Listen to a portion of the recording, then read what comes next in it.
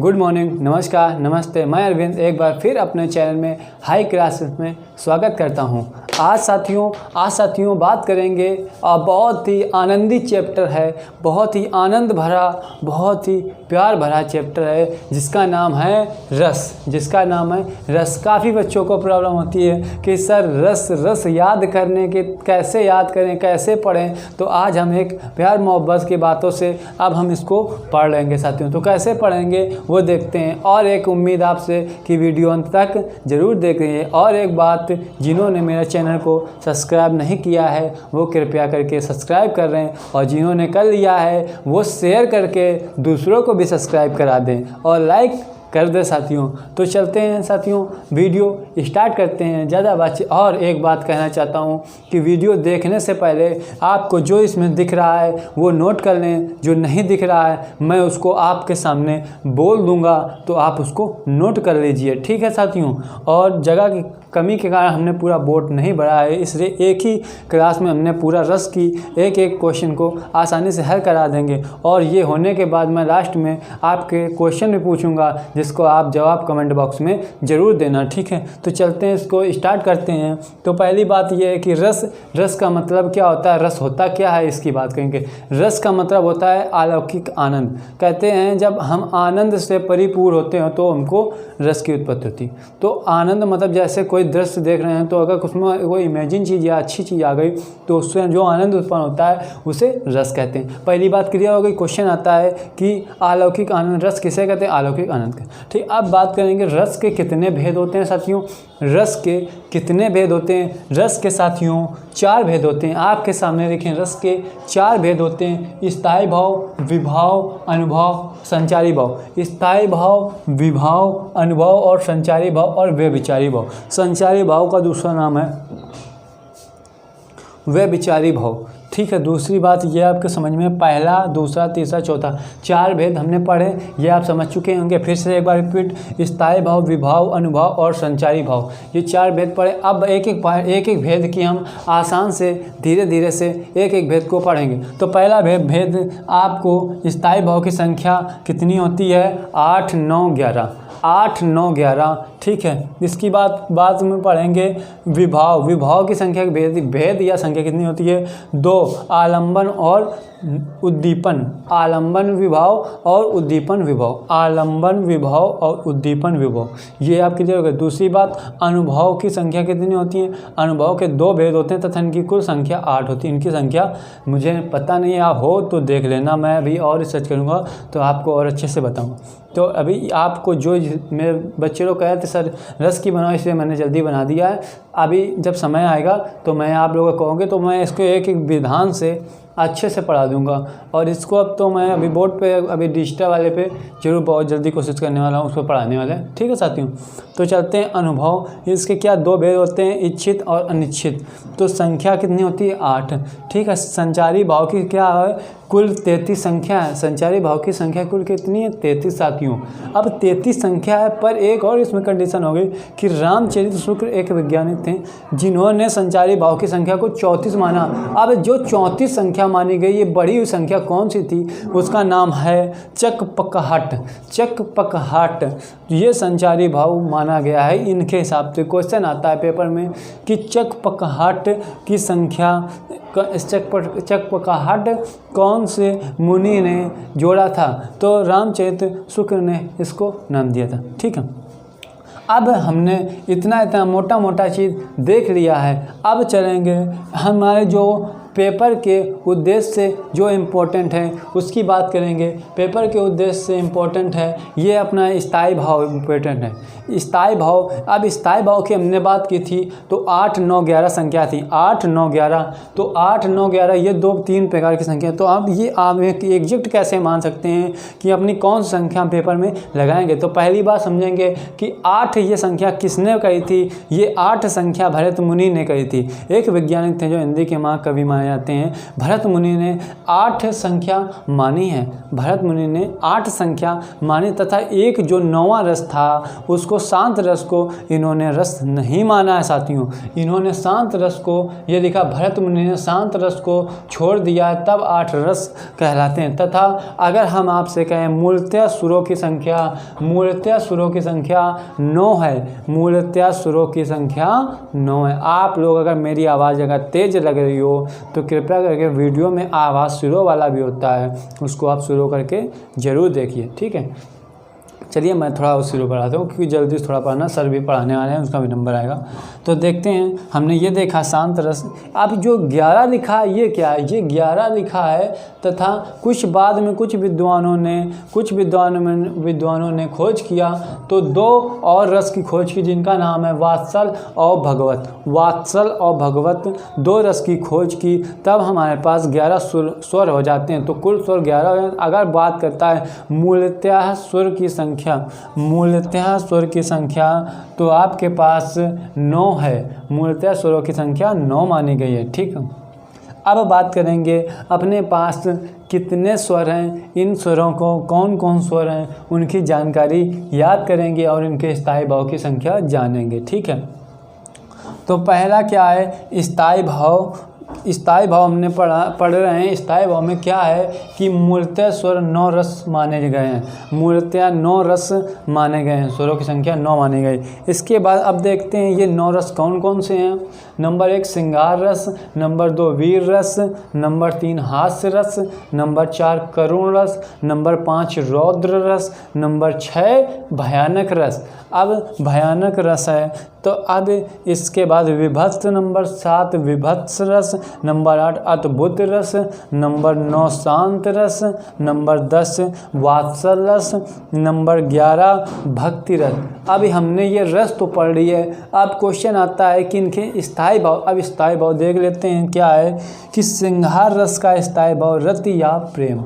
अब रति या प्रेम की बात करेंगे तो इस श्रृंगार रस भी 2 प्रकार का होता है। एक संयोग श्रृंगार होता है, एक वियोग श्रृंगार होता है। हमने क्या बोला? एक संयोग श्रृंगार होता है, एक वियोग श्रृंगार होता है। तो संयोग श्रृंगार कब होता है और वियोग श्रृंगार कब होता है? जब प्रेमी और प्रेमिका के मध्य प्रेम की उत्पत्ति होती है, प्रेम या भावना की उत्पत्ति होती है तो उसे क्या कहते हैं? श्रृंगार रस। तथा हम जब कह सकते हैं कि जब संयोग श्रृंगार होता है तो प्रेमी और प्रेमिका के मध्य हंसी और खुशी की छोटी छोटी लड़ाइयाँ होती रहती हैं तो इसे क्या कहते हैं? संयोग श्रृंगार। तथा वियोग श्रृंगार रस उसे कहते हैं, डेफिनेशन आपको लिखना है कॉपी में, वियोग श्रृंगार रस उसे कहते हैं जब प्रेमी और प्रेमिका के मध्य लड़ाई झगड़ा उत्पन्न हो जाता है और प्रेमिका घर छोड़ के मैके चली जाती है, प्रेमिका जो होती है घर छोड़ के अपने मैके चली जाती है तो उसे वियोग श्रृंगार रस कहते हैं। या वो हमसे रूठ जाती है तो फिर उसे वियोग श्रृंगार रस। हमने काफ़ी सारी डेफिनेशन आपको बता रहे हैं जो आपको समझ में आए और एग्जाम्पल के तौर पर भी समझाने की कोशिश कर रहे हैं। हमें उम्मीद है कि आपको वीडियो ज़रूर अच्छा लग रहा होगा। इस तरीके से आप हमारे वीडियो को सब्सक्राइब करिए और लाइक भी करिए। जिसको मज़ा आ रहा हो ज़रूर एक बार कमेंट और लाइक ज़रूर करिए, ठीक है साथियों। तो हमने क्या पढ़ा है? श्रृंगार रस पढ़ा। श्रृंगार रस के हमने क्या बात की है? श्रृंगार रस कितने पे आती हो? श्रृंगार रस किसे कहते हैं? जब प्रेमी और प्रेमिका के मध्य प्रेम उत्पन्न या वो होता है तो उसे श्रृंगार रस कहते हैं। अब बात करेंगे हम लोग वीर रस। श्रृंगार रस 2 प्रकार के थे। अब वीर रस की बात करेंगे। वीर रस का स्थायी भाव क्या होता है? वीर रस का स्थायी भाव होता है उत्साह। वीर रस का उत्साह जब अगर वैसे एग्जाम्पल के तौर समझे जाए, जैसे हमें अंदर से कोई उत्साह आती है कि लाओ ये छोटे बच्चे भूखे हैं इनको खाना खिला दिया जाए, तो हम लोग जो दान करते हैं उसको भी उत्साह के तौर पर ही मानते हैं। तो हम लोग कहते हैं दानवीर या फिर कह सकते हैं दानवीर का वर्णन किया जाता है, दान दिया जाता है, या धर्मवीर, ये सब वर्णन किया जाता है तो इसका उत्साह रस कहते हैं। दानवीर, धर्मवीर और ये सब उत्साह रस में आते हैं, अर्थात वीर रस का उदाहरण है। ठीक है, वीर रस को हम हिंदी में कहते हैं। दानवीर, धर्मवीर, ये सब आ जाते हैं तथा इसका स्थायी भाव उत्साह आता है। अब बात करेंगे आपके सामने, अब आता है हास्य रस। हास्य रस का स्थायी भाव हास होता है। हास्य का स्थायी भाव हास होता है। अब हास होता है तो हास क्या है, इसकी बात करेंगे। हास की डिफिनीशन क्या है? वाणी वक्रता या चेष्टा का वर्णन किया जाए, वाणी वक्रता या चेष्टा का वर्णन किया जाए, उसे हास्य रस कहते हैं। एग्जाम्पल के तौर पे समझेंगे, जैसे खुशी आना, हम लोग बहुत खुशी रहते हैं एग्जाम, तो ऐसे कोई भी बात हंसी हंसी बोलते हैं तो उसे सबको हंसी आ जाए तो उसे हास्य रस कहते हैं। जब सबको हंसी आ जाए तो उससे खुशी का आनंद या हास्य रस कहा जाता है। अब बात करेंगे दूसरी, अब बात करेंगे कि ये 5वां नंबर क्या है, रौद्र रस। 5 नंबर की बात करेंगे, रौद्र का स्थायी भाव लिखा है साथियों, रौद्र का स्थायी भाव लिखा है क्रोध। पहले आप इसकी 4 नंबर की। करुण रस का स्थायी भाव है शोक। करुण रस है जो इसका स्थायी भाव है शोक। शोक कब होता है? जब कोई मरण या कोई व्यक्ति को मृत्यु हो जाती है तो हम उसको शोक या चेष्टा का वर्णन किया जाता है। या मरण हो जाता है, जब कोई व्यक्ति की मृत्यु हो जाती है तो घर में जो आते हैं तो हम लोग उसके लिए शोक का प्रतिबंध करते हैं, शोक मनाते हैं, तो उसे क्या कहते हैं? शोक या करुण रस। ठीक है, अब इसके बाद की बात करेंगे। इसके बाद आता है 5 नंबर रौद्र रस। रौद्र रस क्या, अगर हम डिफिनेशन की बात करेंगे तो अपना अपमान जनित बातें कहें, या कोई लोग हमसे अपमान की बात करता है, हमारा अपमान करता है, तो हमें अंदर से क्या आता है? क्रोध। इसका स्थायी भाव है क्रोध। क्रोध कब आता है? जब कोई हमसे अपमानजनक बातें करता है तो क्रोध आता है। तो इसका स्थायी भाव क्या होता है? इसका स्थायी भाव होता है क्रोध। किसका? रौद्र रस का स्थायी भाव क्रोध होता है। तो ये आपको समझ में आ गई। अब बात करेंगे 6 नंबर का है भयानक रस। भयानक, इमेजिन, भयानक रस की बात करेंगे तो भयानक का स्थायी भाव है साथियों भय।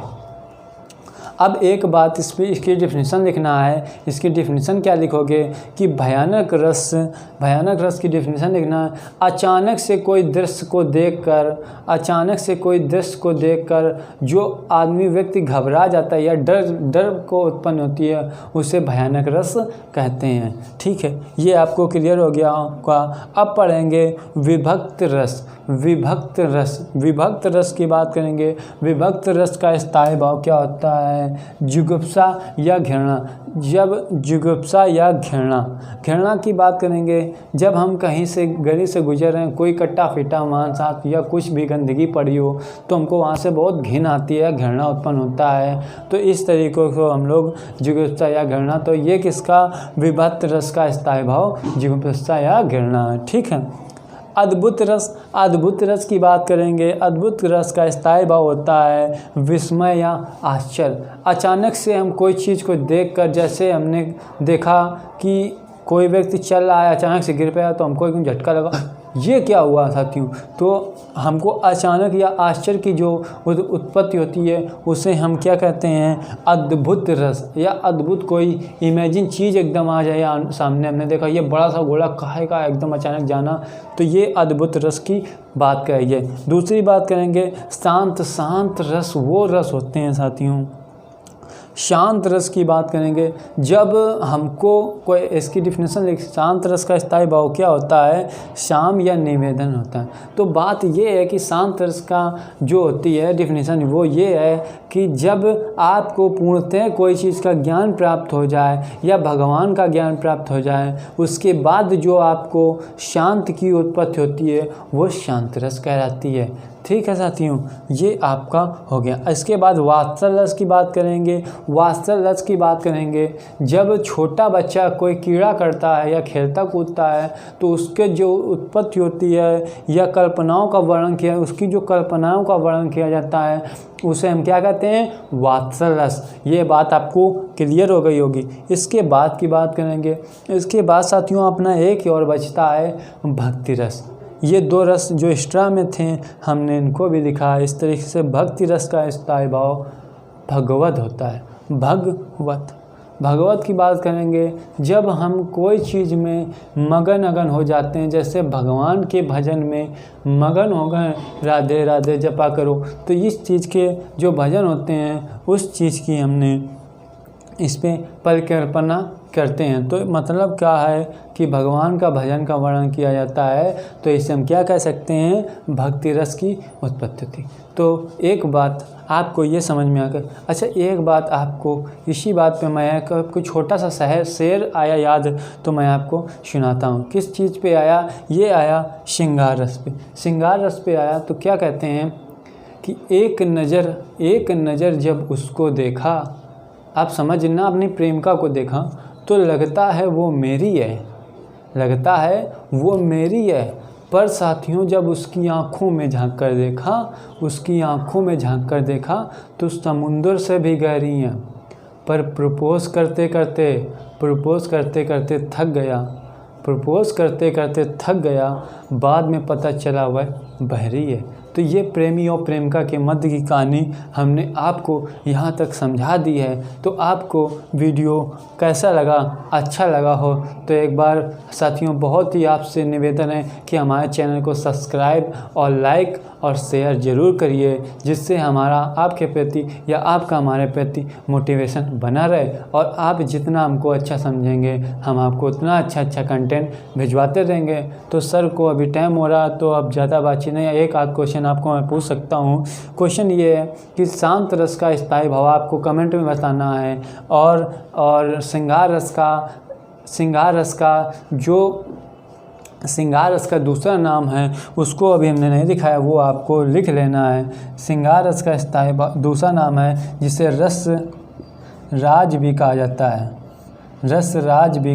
है। तो क्वेश्चन आता है पेपर में, रस राज किस रस को कहा जाता है? वो श्रृंगार रस को कहा जाता है। तो ठीक है, ये आपको कमेंट बॉक्स में जो हम बोल रहे हैं उसको बताना है। आपको शांत रस का स्थायी भाव बताना है साथियों, शांत रस का स्थायी भाव तथा संचारी भाव की संख्या कितनी है वो बताना है, तथा स्थायी भाव की मूलतः स्थायी भाव की संख्या कितनी, तथा भरत मुनि के हिसाब से कितने रस माने गए हैं। ये आप 4-5 क्वेश्चन के आंसर कमेंट बॉक्स में ज़रूर बताइए। ठीक है, तो हमें पता तो रहेगा कि आपने हमारी कोई क्लास ली है और पूरा वीडियो देखा है। तो चलते हैं साथियों, अगले वीडियो में मिलेंगे, और कृपया करके सब्सक्राइब ज़रूर करिए। तो जय हिंद, जय भारत।